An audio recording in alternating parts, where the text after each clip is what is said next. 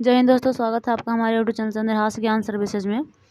दोस्तों NCERT 8th class के जो हम लोग हिस्ट्री पढ़ रहे थे उसमें 4th चैप्टर पढ़ रहे थे और उसमें आधा चैप्टर दोस्तों पार्ट 1 पढ़ाते थे। आज पार्ट 2 हम लोगों को पढ़ना है और इसमें दोस्तों यहाँ से हम लोगों को पढ़ना था औपनिवेशिक शासन के आदिवासियों के जीवन पर क्या असर पड़ा, इसके बारे में बोल रहा है। ब्रिटिश के दौरान आदिवासी समूह का जीवन बदल गया। क्या हुआ, क्या बदलाव हुआ इसमें? बोल रहा है आदिवासी मुखिया जो था, जो मुखिया वहाँ पे था आदिवासियों का, उसका हुआ क्या। बोल रहा है अंग्रेजों ने के आने से पहले बहुत सारे इलाकों में आदिवासी का मुखिया का बहुत महत्वपूर्ण स्थान था, लेकिन उसके आने के बाद बोल रहा है उसके पास औरों से ज़्यादा आर्थिक ताकत होती थी। दोस्तों देखिए, आदिवासी में भी एक मुखिया होता था और दूसरे आदिवासी से इसके पास शक्ति क्या होता था, ज़्यादा होता था, आर्थिक ताकत भी ज़्यादा होता था। अपने इलाके पर क्या करते थे, नियंत्रण रखते थे ये लोग जो मुखिया होते थे। कई जगह उसकी पुलिस होती थी। जमीन एवं प्रबंधक के स्थानीय नियम खुद वो लोग बनाते थे। ब्रिटिश शासक के तहत आदिवासी मुखिया के कामकाज और अधिकार काफ़ी बदल गए, लेकिन जैसे ही अंग्रेज आए इनके कामकाज काफ़ी बदल गए थे। कई गांवों पर ज़मीन का मालिकाना तो रहा, लेकिन उनकी जो शासकीय शक्ति थी वो छीन बीन हो गई थी और ब्रिटिश अधिकारियों के द्वारा बनाए गए नियम का पालन ही इनको करना पड़ता था। उसके लिए ये लोग बाध्य हो गए थे। उन्हें अंग्रेज़ों को नजराना देना पड़ता था और अंग्रेज़ों के प्रतिनिधि को हैसियत से अपने समूहों का अनुशासन करने में रखना होता था। उनके पास तो ताकत थी, अब वह नहीं रह गई थी। वे परंपरागत कामों के से क्या हो गए थे, लाचार हो गए थे। यहाँ पे तो देखिए पूर्वोत्तर मतलब लठ का एक घर बना करके आदिवासी लोग रहते थे, तो उसका ही यहाँ पे चित्र दे रहा है। ठीक है, अब आगे चलते हैं। बोल रहा है कि जो घुमंतु कासदार थे उसका क्या हुआ, मुखिया का तो वहाँ पे अस्तित्व उसको शक्ति कम हो गया। अब देखिए ऐसे समूहों से अंग्रेजों को काफ़ी परेशानी थी, जो वहाँ टहलते रहते थे और एक जगह मतलब जो ठहर करके नहीं रहते थे, उससे अंग्रेज़ों को काफ़ी परेशानी था। अब अंग्रेज आदिवासी लोग के क्या किया, एक जगह एकजुट करने का काम किया ताकि इसको कर भी मिल जाए कुछ और अंग्रेज लोग एक जगह समूह भी हो जाए। तो बोल रहे आदिवासियों को समूह के एक जगह अस्थायी रूप से रहने का करने और खेती करने के लिए कहा। अस्थायी रूप से एक जगह रहने वाले किसानों को नियंत्रित करना आसान था। मतलब कि अंग्रेज अपने शासन के लिए आमदनी के स्रोत भी चाहते थे। वो लोग चाहते थे कि इस एक जगह बस जाएगा तो इसके लिए हमको आमदनी भी इससे कुछ हो जाएगा, मतलब राजस्व तो इससे लेंगे ही हम, तो इसलिए इसको ये चाहते थे। फलस्वरूप उसने क्या किया कि ज़मीन के बारे में कुछ नियम लागू कर दिए और इसको बराबर बराबर हिस्सा में जो है ज़मीन कुछ विस्तृत कर दिया, बांट दिया आदिवासी लोगों को, ताकि उस पर खेती करो तुम हमको राजस्व दो। ठीक है, और एक जगह पर स्थित रहो तो घूमना फिरना नहीं है। उन्होंने यह भी तय कर दिया कि उसे कितना लगान देना होगा, मतलब वही कर। कुछ किसानों को भूस्वामी और दूसरे को पट्टेदार घोषित कर दिया। पट्टेदार के बारे में अध्याय 2 में हम लोग पढ़े थे दोस्तों। बोल रहा है कि पट्टेदार अपने भूस्वामी का भाड़ा चुकाते थे और भूस्वामी सरकार को लगान देते थे। बोल रहा है कि झूम का काश्तकारी को अस्थायी रूप से बसाने की अंग्रेजों को कोशिश तो कामयाब नहीं रही। देखिए कोशिश तो किया है, लेकिन बहुत अच्छी तरह से इसका कामयाब एक जो है कोशिश ये कामयाब नहीं हो गया और नहीं बसा पाया उसको, घुमंतु को। ठीक है, जहाँ पानी की कमी हो, जहाँ मिट्टी सूखी हो, जो वहाँ चला करके खेती करना आसान नहीं होता था, बल्कि खेतों की मदद से खेती करने वाले झूम काश्तकार को अक्सर नुकसान ही हुआ करता था, तो उनको नुकसान हो जाता था। ठीक है ना, तो वो लोग नहीं चाहते थे कि हम ऐसा करें, क्योंकि उनके खेत अच्छी तरह उपज नहीं दे पाते थे। इसलिए पूर्वोत्तर राज्यों में झूम काश्तकार इस बात पर अड़े रहे कि उन्हें परंपरागत, मतलब वो लोग अड़े रहे कि नहीं हम खेती नहीं करेंगे, हमको जो परंपरागत तरीके हैं उसके तरीके से अपने ढंग से ही हमको जीने दिया जाए, क्योंकि उसको घाटा हो जा रहा है ना, उसको उपज नहीं हो पाता था अच्छा।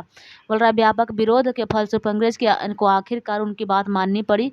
बोला कि ठीक है तुम पारंपरिक ढंग से ही जियो। ठीक है, तो ऐसे कबीलों के जंगल में कुछ हिस्सों को धुमंतु खेती की छूट भी दे गई थी, कि छूट भी था कि तुम लोग खेती भी कर सकते हो। यहाँ दोस्तों देखिए खेती करते हुए औरत लोग सब जो धान जो है यहाँ पे रोपण कर रही है। ठीक है, धान का रोपण, ये गुजरात का फिगर एक दिया है जंगल का।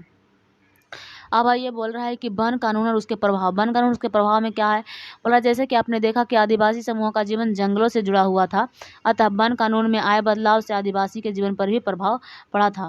दोस्तों देखिए यहाँ पे जो चित्र दे रहा है, ये आंध्र प्रदेश का चित्र है। धान में खेत में काम कर रहे थे ये लोग आदिवासी लोग। ठीक है, तो इसका चित्र दिया था, ये आंध्र प्रदेश का चित्र है। अब वन कानून में क्या परिवर्तन हुआ, तो वन कानून के बदलाव से आदिवासी के जीवन पर भी क्या हुआ, भारी असर पड़ा था। क्या असर पड़ा, अंग्रेजों ने सारे जंगलों को अपना नियंत्रण स्थापित कर लिया। अंग्रेजों ने सारे जंगल पर जो अपना नियंत्रण स्थापित कर लिया कि जंगल हमारा है, काट उठ नहीं सकते तू लोग। जंगलों को राज्य की संपत्ति घोषित कर दिया। कुछ जंगलों को आरक्षित वन घोषित कर दिया। ये ऐसे जंगल थे जहाँ अंग्रेज की जरूरत के लिए इमारतें थी, लकड़ी पैदा होती थी।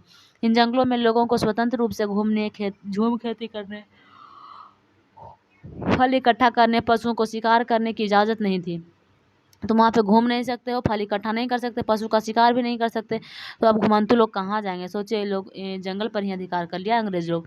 ऐसी सूरत में झूम काश्तकार किस तरह जिंदा रह सकते थे? इसलिए उसमें से बहुत को काम और रोजगार की तलाश में मजबूरन दूसरे इलाके में जाना पड़ा। अब घुमंतु लोग क्या करते हैं कि मजबूरन अब दूसरे इलाके में जाएंगे, क्योंकि उसका अधिकार तो ये लोग कर लिया जंगल पर, तो कहाँ जिएंगे? ठीक है ना। बोल रहा है कि जैसा कि अंग्रेजों ने जंगलों के भीतर आदिवासियों के रहने पर पाबंदी लगा दी, उसके सामने एक समस्या पैदा हो गई। बोल रहा था कि समस्या यह थी कि वे रेलवे स्पीयर्स के लिए पेड़ काटने और लकड़ी की एक जगह से दूसरी जगह ले जाने के लिए मजदूरों को इंतजाम कहाँ से किया जाए। स्पीयर क्या होता है? लकड़ी की क्षैतिज तख्ते जिन पर रेल की पटरियां बिछाई जाती है।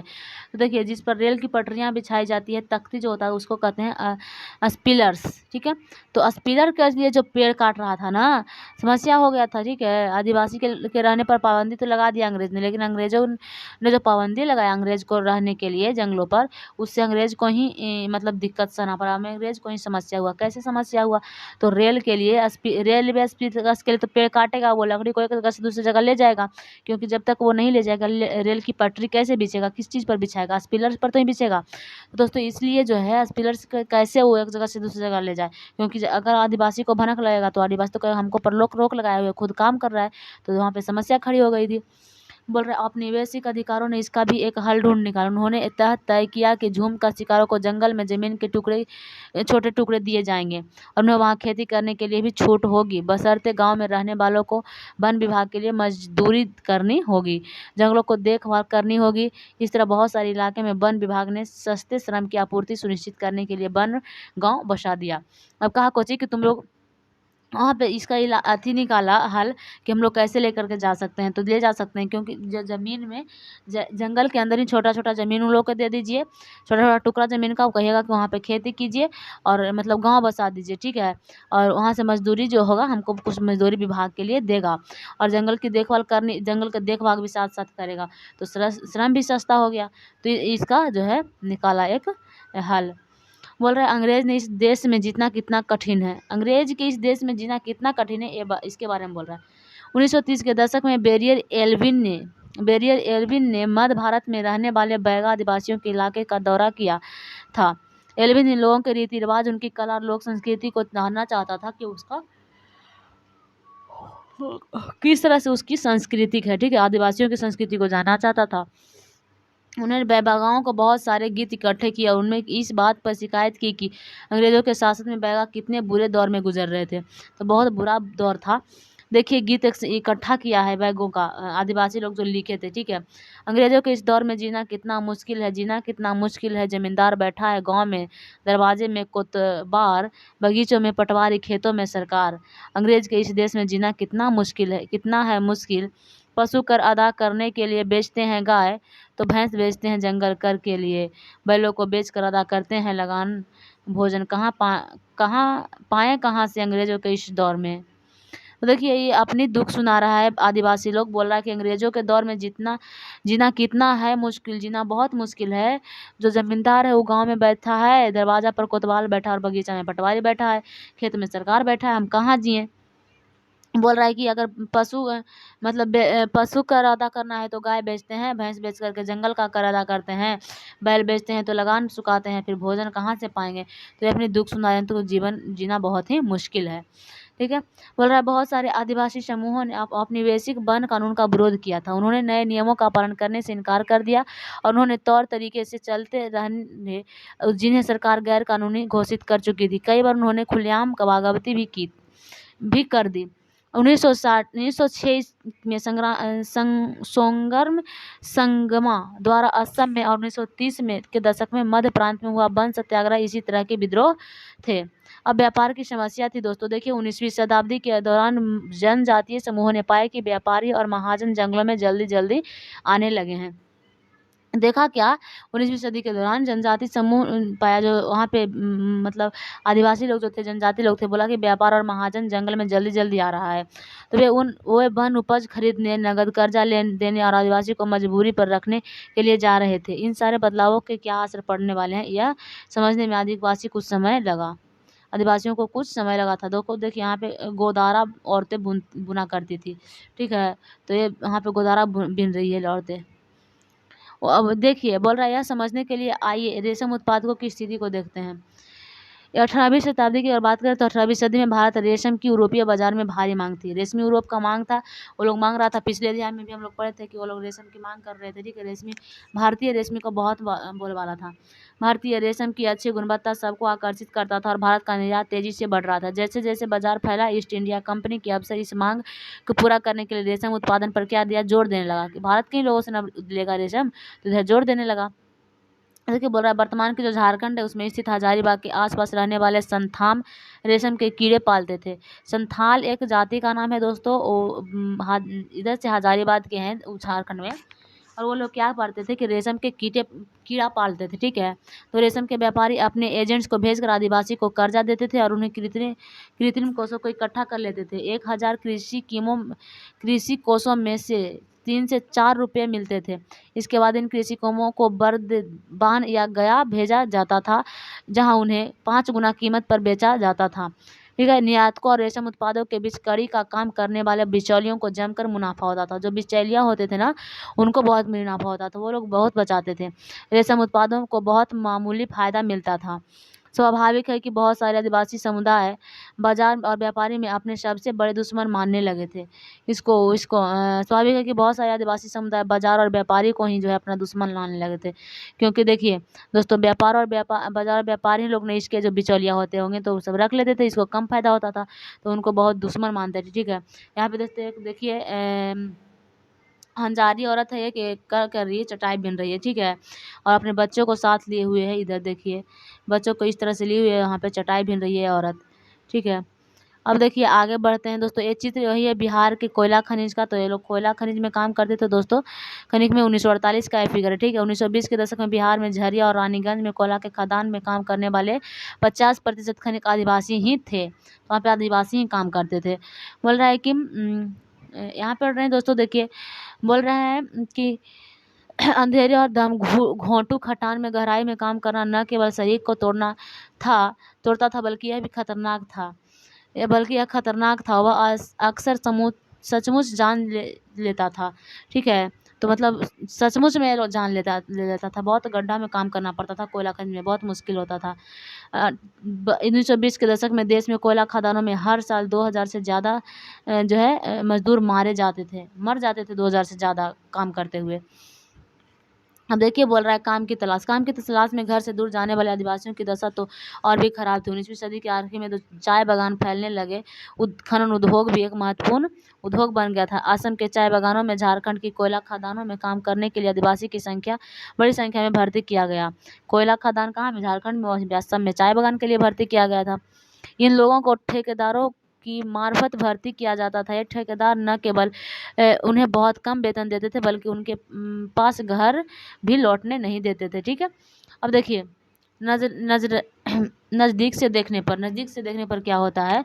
और 19वीं और 20वीं शताब्दी के दौरान देश के विभिन्न भागों में तो जनजातीय समूहों को बदलते कानून और अपने व्यवहार पर लगी पाबंदियों नए करों और व्यापारियों व महाजनों द्वारा दिए गए जा रहे शोषण के खिलाफ कई बार बगावत की।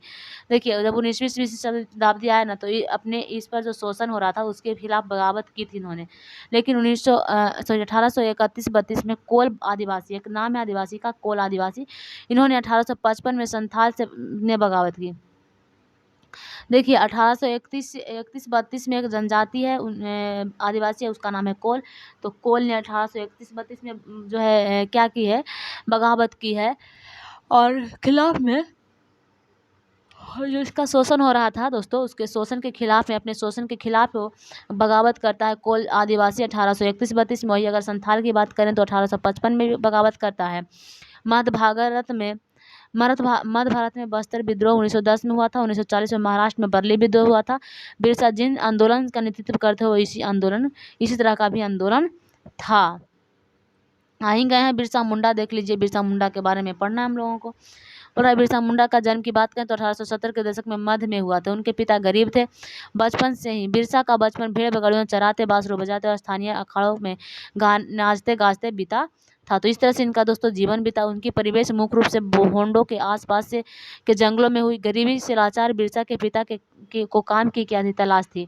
ठीक है, जगह जगह उनको भटकना पड़ता था काम के लिए। लड़कपन में ही बिरसा ने अतीत में एक मुंडा विद्रोह की कहानियां सुनी थी। दोस्तों देखिए, जब यह बचपन में था तो एक मुंडा विद्रोह का क्या सुना था, कहानी सुना था। उन्होंने कई बार समुदाय के सरदारों, मुंडा के बारे में दोस्तों हम लोग आगे पढ़े ही थे, पिछले वीडियो में देख लीजिएगा पार्ट 1 में।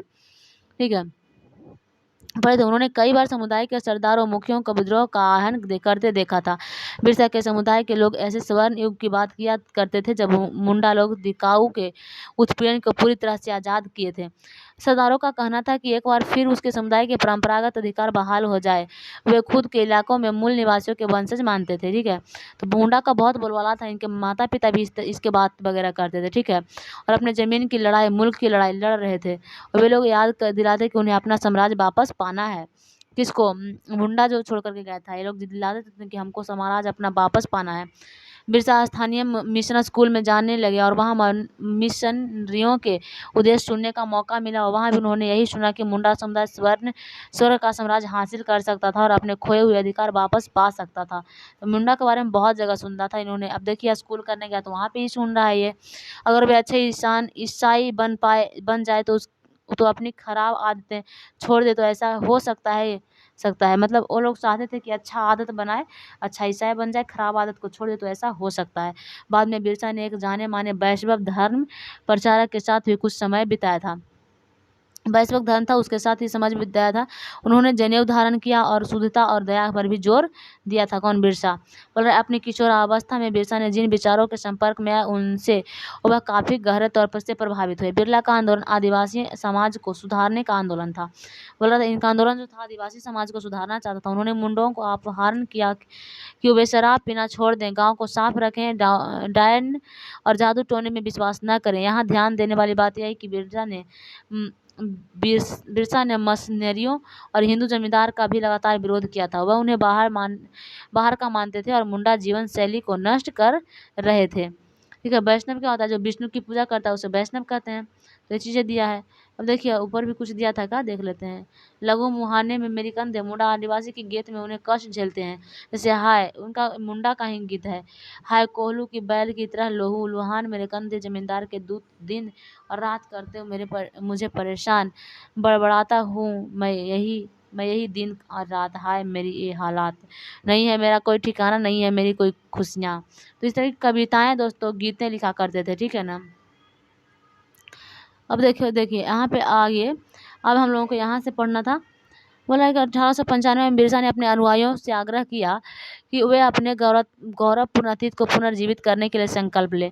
और वह अतीत में के एक ऐसे युग, सतयुग चर्चा करते हैं जब मुंडा लोग अच्छा जीवन जीते थे, तटबंध बनाते थे, कुदरती झरनों को नियंत्रित करते थे, पेड़ और बागान लगाते थे, पेट पालने के लिए खेती करते थे। उन काल्पनिक युग में मुंडा जो है अपने बिरादतों और रिश्तेदारों को खून नहीं बहाते थे। वे ईमानदार से जीते थे। बिरसा चाहते थे कि लोग एक बार फिर अपनी ज़मीन पर खेती करें, एक जगह टिके रहे और अपने खेतों में काम करें। ये ऐसा ही चाहता था। कौन? बिरसा। पर अंग्रेजों को बिरसा आंदोलन के राजनीतिक उद्देश्यों को बहुत ज़्यादा परेशानी थी। यह आंदोलन मिशनरियों, महाजनों, हिंदू स्वामित्व और सरकार को बाहर निकाल बिरसा के नेतृत्व में मुंडा राज स्थापित करना चाहता था। देखिए बोल रहा है क्या, यह आंदोलन इन्हीं ताकतों और को मुंडा की सारी समस्याओं व कष्टों का स्रोत मानता था। अंग्रेजों की नीतियाँ उनके परंपरागत भूमि व्यवस्था को नष्ट कर रही थी। हिंदू भूस्वामी और महाजन उनके जीवन छीनने जा रहे थे और मिशनरी उनकी परंपरागत स्वीकार का आलोचना करते थे। जब आंदोलन फैलने लगा तो अंग्रेजों ने सख्त कार्रवाई का फैसला किया। उन्होंने 1895 में बिरसा को गिरफ्तार कर लिया। कौन? अंग्रेज वालों ने। ठीक है, और दंगे फसाद के आरोप में 2 साल की सज़ा सुना दी थी। 1857 में जेल से लौटने के बाद बिरसा समर्थन जुटाते हुए गांव-गांव में घूमने लगे। उन्होंने लोगों को उस्काया कि परंपरागत तरीकों और भाषा का इस्तेमाल किया। ठीक है, तो इस भाषा प्रतीक और भाषा का इस्तेमाल किया। और वे आह्वान कर रहे थे कि उनके नेतृत्व में साम्राज्य की स्थापना के लिए रावणों की तबाह कर दें। रावण क्या? दिकू और यूरोपियों को तबाह कर दें। बिरसा के अनुयायी दिकू और यूरोपियन सत्ता के प्रतीक का निशान बनाने लगे। उन्हें थाने और थाने और चर्चों पर हमला किया और महाजनों व जमींदारों की संपत्तियां पर धावा बोल दिया। सफेद झंडा बिरसा राज का प्रतीक था, उन्होंने सफेद झंडा पहनाया। वही सन 1900 में बिरसा को हैजे से मृत्यु हो गई थी। किसको? बिरसा को। आंदोलन ठंडा पड़ गया। यह आंदोलन 2 मायनों में महत्वपूर्ण था। पहला, इसने अपनी बेसिक सरकार को ऐसे कानून लाने को लिए मजबूर कर दिया जिनके जरिए दिक्कू लोग आदिवासी की जमीन पर आसानी से कब्जा न कर सके। और दूसरा, उसने एक बार फिर जता दिया कि अन्याय का विरोध करने और अपनी बेसिक शासन के विरुद्ध अपने गुस्से को अभिव्यक्त करने में आदिवासी सक्षम है। ठीक है, हम लोग सबको लगता है ना कि आदिवासी सक्षम नहीं है, तो एक गलत बात है। हम लोग सक्षम हैं, हम लोग उसको विरुद्ध गुस्सा भी अभिव्यक्त कर सकते हैं। उसके बाद जरिए लोग जो है आदिवासी के इस पर आसानी से कब्जा नहीं कर पाएंगे, ये कमज़ोर नहीं है। उन्होंने अपने खास अंदाज में अपनी खास रस्मों और संघर्ष के प्रतीकों के जरिए इस काम को अंजाम दिया था। देखिए कुछ यहाँ पे वैष्णवी सब देख लेते हैं। अब अन्यत्र में थोड़ा सा देखिए इधर चीज रहा है, हमें नगदों की क्या ज़रूरत थी। ठीक है, तो बहुत सारे कारण हैं जिनकी वजह से आदिवासी और अन्य सामाजिक समूह प्रायः बाजार के लिए पैदावार नहीं चाहते। पापुआ नौगिनी के इस जनजातीय गीत में इस बात की झलक मिलती है कि वहाँ के आदिवासी बाजार को किस तरह देखते थे। देखिए पपुआ न्यू गिनी अफगानिस्तान इधर पड़ता है दोस्तों, उसके ठीक ऊपर है ऑस्ट्रेलिया है ना, उसके ठीक ऊपर, ठीक है ना, ऑस्ट्रेलिया महाद्वीप उसके ऊपर है पपुआ न्यू गिनी। तो उस करा कोची कि पपुआ न्यू गिनी की इस जनजातीय गीत में इस बात का झलक मिलता है कि वहाँ के आदिवासी बाजार में किस तरह देखते थे। कहते हैं नकदी है बेकार का कूड़ा करकट, नकदी है, कहते हैं नकदी है बेकार का कूड़ा करकट, बारिश ये रोक नहीं सकती और देती है तकलीफें। इन सरकारी मठाधियों के लिए क्यों मैं जोश में करूं काम, क्यों मैं चढ़ूं नारियल के पेड़ पर। तो है नकदी फसलें अच्छी, लेकिन श्रीमान मुझे बताएं अगर खरीदने का नहीं है कुछ तो मैं चिंता करूं क्यों। तो ये कविता उनका था, दुख भरा कविता था। ठीक है, अब यहाँ पे फिर चैप्टर का जो है अभ्यास करना है, कुछ क्वेश्चंस दिया है उसको देख लेना है। ठीक है, तो आज के लिए बस दोस्तों इतना ही, और बने रहिए आप लोग इस चैनल पर। मिलते हैं फिर कल। ठीक है दोस्तों, जय हिंद दोस्तों।